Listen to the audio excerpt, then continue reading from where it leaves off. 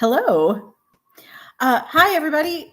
This is my very first live. I'm super excited to be here.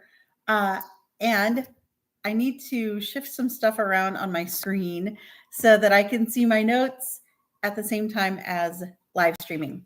Also, let me adjust my microphone. I guess the mic is okay. It's picking me up okay. Let's see how to make this happen. Oh, all right. Okay, so totally cannot see myself, but here I am. All right, thank you so much for your patience with me. I think maybe next time I will have my notes on a separate device, which actually I can easily bring up right now. Let's see.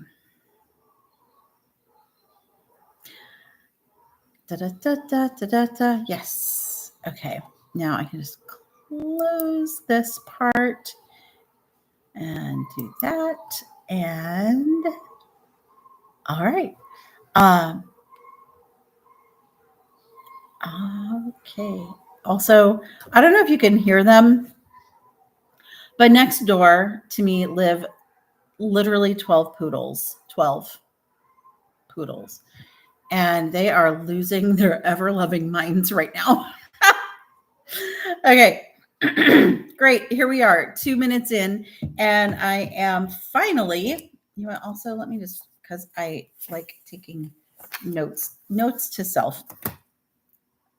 2 minutes in, and now I'm finally ready to get started. Hey, everybody. Welcome to my first live stream on YouTube. I have been doing this on Instagram for a while. And if you don't know me, my name is Becky Brett. I'm an executive coach for nonprofit leaders. I help them become $1 million fundraisers so that they can focus on their mission and not worry so much about fundraising and paying for that mission, for fulfilling that mission. So I am here to offer some insight into fundraising and also to talk a bit about Hawaii life. You notice I am wearing a flower lei today, and I'll tell you more about that in just a sec. I have my notes here on my phone, so I will be referring to them because otherwise I would just go on and probably not really get to the point of why we're here. So today we are going to talk about, I say we, meaning me, I'm going to talk about the number one reason your nonprofit board isn't fundraising and what you can do about it, how you can fix it. Because even though I've helped over 150 organizations raise more than $37 million, I've been my client's best kept secret. And with all that's going on in the world, it's time for me to step out from behind the curtain and share what I know with a broader audience. And that's why I'm here on YouTube, because I know it's such a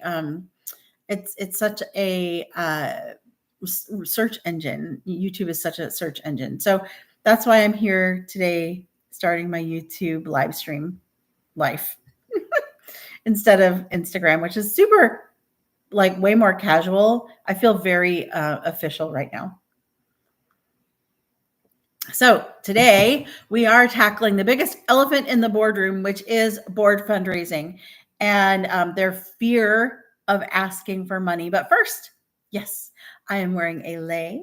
I received this lei over the weekend for my volunteer work with Next Tech Hawaii and their fish tank pitch competition. So I got to coach teams of 5th through 8th graders who decided to tackle the problem of food security. I don't know if you know this, but on Hawaii Island, and actually probably in all of the state of Hawaii, we only have about 1 to 2 weeks worth of food. So if the boats stop coming, we're out of food. Our shelves are empty by the 2-week mark. And that is bonkers. to me because we live in a year-round growing climate. And what had happened was colonization. So thanks to colonization, food became industrialized, and food production became industrialized, and all of that sugar cane, all of those pineapples stripped the earth from from its nutrients, and stripped the people of their knowledge of how to work the land and live off of the land. Not just how to live off of the land, but the interconnected relationship with the land. And so that's just a mini Hawaii history lesson, I guess. I am not at all qualified, except that I live here and I've made it a point to understand the culture and understand my role here and my place here. So anyway, back at the teams from Next Tech, from Fish Tank, were all presenting their solutions to food insecurity here on Hawaii Island. And they were absolutely brilliant.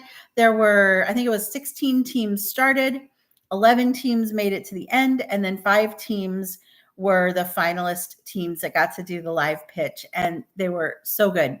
The winning team was Easy Eggs, and they came up with an app after lots of research. I think the reason why they won is because they went out and they talked to actual egg farmers and found out what those farmers needed.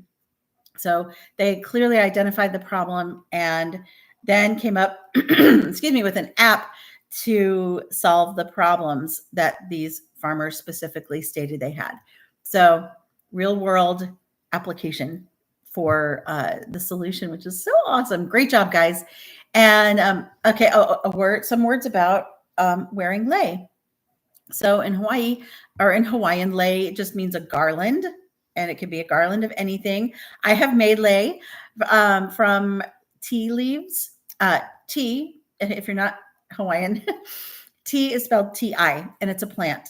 And they're everywhere. And so many leis are made with tea leaves. And so I learned how to make this just like a twisted rope almost, with leaves kind of sticking out. But this is a purple orchid lei. Not a whole lot of scent to it, which is great because maybe, that could be overwhelming. The way I have been able to care for this lei, here, let me show you the whole thing. I put it in my fridge, and that's all you got to do. I put it in a plastic bag in my fridge, and I've had it since Saturday, and it has held up pretty well. Here we are, 4 or 5 days later. Look, I'm doing the best I can today, just like you. Anyway, when this lei has sort of run its course or lived its best life, the way you dispose of them, don't throw them away in the trash, please. The best way to dispose of them is to return them to the earth or to the ocean. And if you are returning them to the earth or the ocean, check to see what is stringing it together, because we don't want the sea animals to get tangled in it. So what I will probably do, what is this? Let me see what is holding this together. It's a rope or like a twine. Great. Natural fiber. Awesome.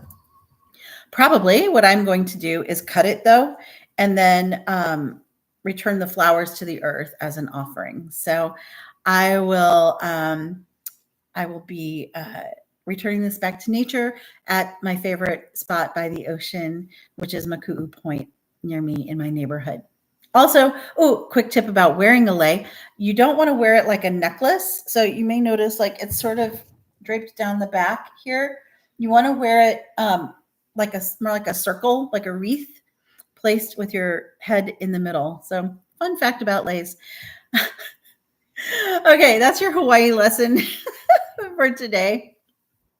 Let's get back to nonprofit leadership. And hi, Kay. It's so good to see you on here.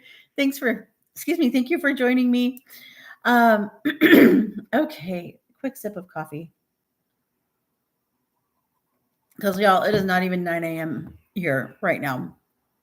In order to accommodate my friends and clients on the East Coast of the United States, I am doing this at 8:30 in the morning, my time, which is totally fine because I also have a 7 a.m. meeting every single day. So I'm already up and at 'em. Don't feel bad for me. I've turned into a morning person here, living here in Hawaii. Now I'm a morning person. If you knew me from before I moved here, you may be shocked that I wake up between 5 and 5:30 a.m. Like, I don't even know who I am sometimes, but that's who I am now, because when you live in a place like this, it's hard to sleep in, number one, because it's so sunny and beautiful. And why would you want to stay in bed when you could be out here enjoying it? That's my personal reason. But the second reason is nighttime is real here. We live in a dark sky area because of the observatories. And when the sun goes down, it is super dark and your body's like, okay, zoop, time to go to bed. So it's just easier to go to bed earlier, I think, around here. Also, we're very Hawaii Island, also known as the Big Island, is rural in nature. So it's a rural community, and so we just don't stay up late. That's me. Now, those of you who knew me in Chicago or even probably Abingdon will be surprised. Okay, I promise we're getting to it. Almost 12 minutes in. 12 minutes in. What have we done? 2 minutes of getting my shiz together and another 10 minutes of talking about my life in Hawaii. Excuse me. Now let's talk about fundraising. Look, if you are watching this later, which all of you are, feel free to skip ahead, right? Although if you've reached this point, it's too late. You've watched 12 minutes of me talking about life. Okay, fundraising. And why isn't your board fundraising? And I know not every board is like this, but everyone who contacts me, literally 100% of the people who contact me, have the issue that they feel like their board is not doing enough to fundraise. And so here's my hot take, not so hot take anymore because I've been saying it forever. Your board's job is not to fundraise. Pardon me. What? I thought that was my board's entire job. No. It is your job. You're the professional. Your job is fundraising. Your board's job is introductions and advocacy. Also governance. We're not talking about governance right now. We're talking about fundraising. So the number one reason why your board members are not fundraising is because they are afraid. And they'll never admit it to you. Okay, maybe there are some newer generation board members who are like, yeah, I'm super scared. I don't want to ruin this relationship. I don't want to be rejected. Well, no one wants to be rejected. My network's not big enough. There are lots of reasons why your board members might be afraid to fundraise. And it's not even that they're afraid to fundraise. It's because we're not clear as the leaders what we're asking them to do. We're not asking them to make the ask. We're not asking them to be the one to say, so, will you give us $10,000? Will you give us $25,000? Will you give us $100,000? Will you give us 1 million of your $400 billion? That was pointed to somebody.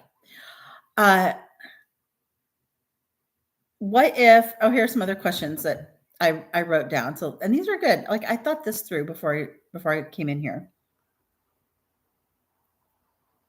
So,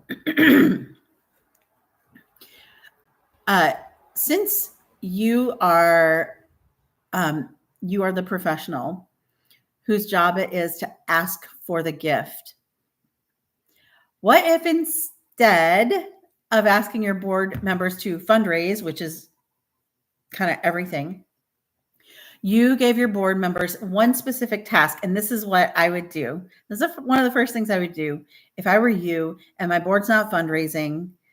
What I would do is ask them to make thank you calls to your donors. And you can choose what level of donor, if you want to do like only 3-figure and up, 4-figure and up, depending on your organization. If you're a small startup nonprofit, having your board member thank your 10 donors is huge. Even if those donors each gave $25, to call them, and here's how I do it, because everyone gets the note, right? Everyone gets the email or the receipt that says thank you for their taxes. So calling them, even though probably 9 times out of 10 you're going to be leaving a message, calling them is huge because no one takes the time to do that anymore. So when you do take the time to call people, they really appreciate it. It's like getting the handwritten mail instead of something that was clearly printed somewhere. So start your board off with thank you calls, and a simple script would be something like, hi, so-and-so, or if you can't figure out, here's another one, you can't figure out how to pronounce their name. So just say hi. You don't have to say their name, but hi, Sally. Thank you. So introduce yourself first. So hi, Sally. My name is Becky. I am the board chair for XYZ nonprofit, and we received your $10,000 gift. Thank you so much. Here is what we have been able to use it for already and the impact that your gift is having. And that's it. So the outline for this is, which by the way, I am just doing off the top of my head. I should probably write this down. I will rewatch this and write this down so that you can have it in written form, or you can take notes right now if you want to grab a pen. So hi, say their name if you can pronounce it. My name is, so introduce yourself. Hi, my name is Slim Shady. Sorry, I had to. Hi, my name is, I'm with this organization. So introduce yourself briefly. I'm a board member for this organization. And then why you're calling. We received your X dollar amount gift. Thank you so much. And then tell them what their gift has been used for or is being planned to be used for, so that they know that their gift is already being put to work.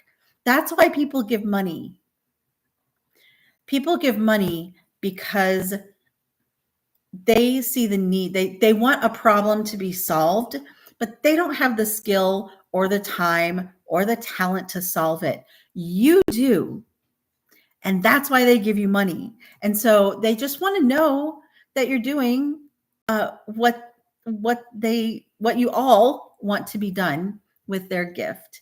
And if it feels awkward to say the amount of the gift, especially if you're leaving a voicemail, I know there are some, like, especially probably the Northeast United States, more waspier areas of the country where you just don't talk about money. You may not feel comfortable saying the dollar amount. So you can just say your gift. That is fine. You can say your generous gift, even better. So, but definitely tell them what their gift has been used for. And then also, if you have an event coming up that you want to invite them to, it's a perfect time to say, please look for our email invitation or an invitation in the mail to our upcoming event. Or, oh gosh, even better, if you have something that their money is supporting that they can come to say, hey, we have our opening welcome session for this project on this day. We'd love to see you there if you can make it. Just any other way to keep them engaged. So this is another tool for engagement also, because remember, it's all about relationship building. So you want to keep them in relationship with you. And it's not just like, thank you, and we're done until I ask again next year. It's thank you, and here's how else we would love to spend time with you. We would love to involve you in our organization, whatever that may be, so that you are continuously building the relationship. And then your board is absolutely fulfilling their purpose, which is to help you build relationships, build connections in the community. So, wow, I'm really passionate about it. I'm really passionate about it because I know how hard it is. I have written, excuse me, I'm like a little bit, whatever. It's early in the morning.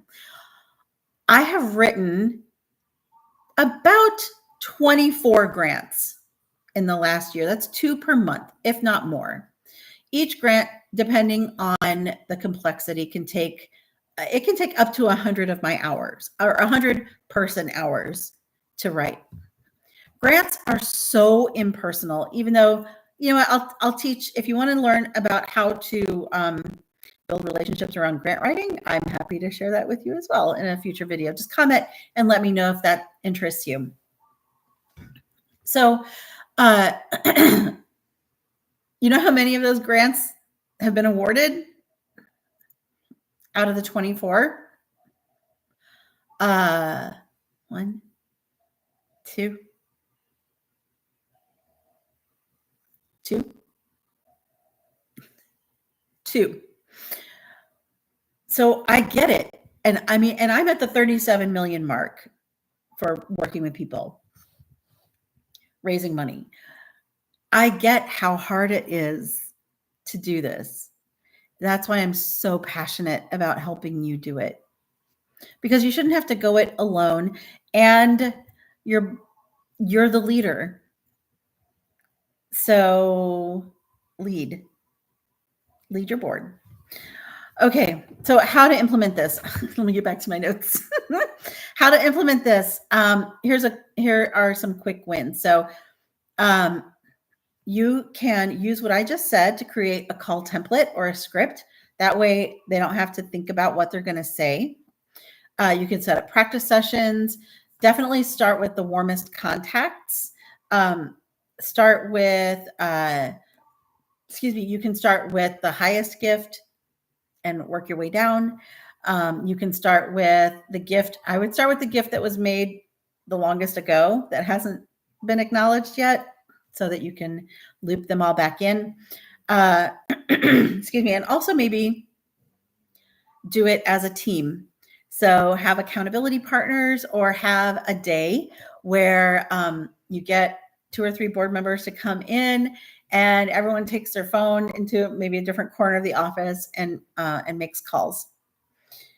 And then, I invite you to schedule this for a Friday afternoon. Because no one wants to actually do work with their brain on Friday afternoons after lunch. And so it's a perfect time. Just send people off into the weekend feeling really, really good. And then, let's see. Great. Actually, those are my implementation quick wins. So this is just one of 4 major barriers that I have identified that are keeping your board from fundraising. And I'm working on a free PDF. So just comment below if you'd like this PDF, or email me. I think the link will be in the description box where you can message me or email me, and I'll send that off to you as soon as it's ready, so you can have it handy on your desk. But there are 4 major barriers to your board fundraising, and I am here to I'm going to talk about each of them every week. So I've got the next 3 weeks of YouTube live topics on hand. And if you could, drop a heart if you personally have experienced this fear, or if you've experienced it with your board, the fear of asking for money. Drop a heart in the comments.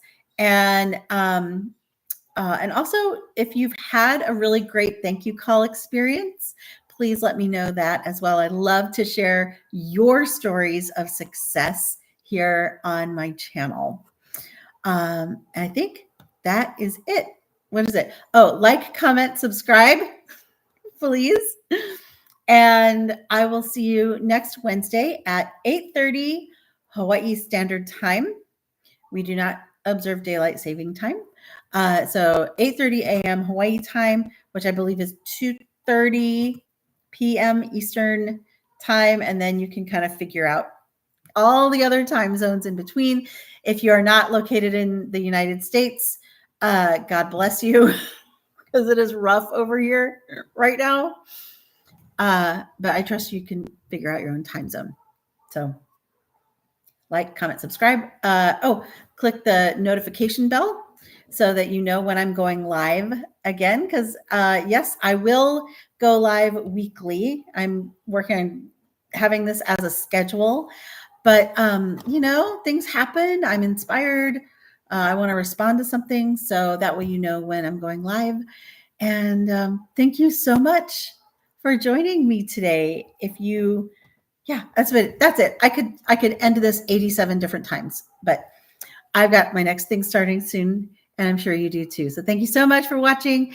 And as we say here in Hawaii, a hui ho, which means until we see each other again. Aloha.